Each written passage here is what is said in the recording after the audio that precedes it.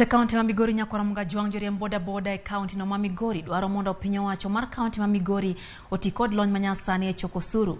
Jo boda boda go wacho ne gichich ni omenda mathoth ma gisolo osebedo mana ka dhi ofuka ji giwegi kendo ok donji agulu mowinjore. Bende jori boda boda gidwaro mondo koro piny owacho mar kaunti no ochiw lere wi risit ma itiyogo e choko osuru kuom jori boda boda. Giramo bende ni nyaka piny owacho mar kaunti ma Migori chiw thuolo mar tich ne jori boda boda e migawo mar choko omenda.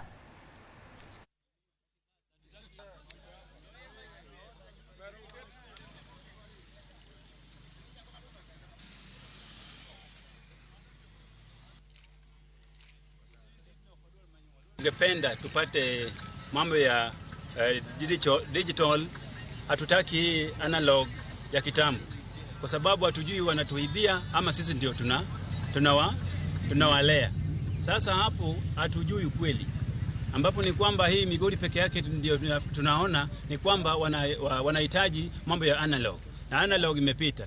Tunahitaji digital, mambo ya digital receipt.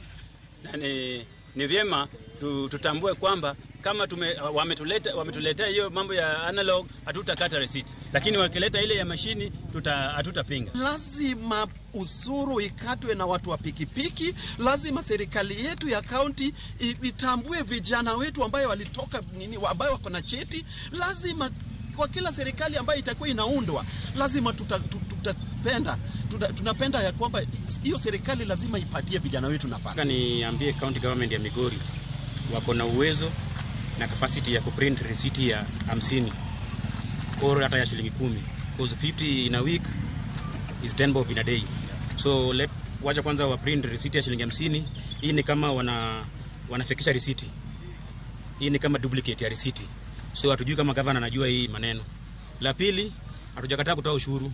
Ile kitu iko ni tupate audience ama tukutane na governor, tukubaliane kwa ile vitu yenye tuliongea, alafu tupate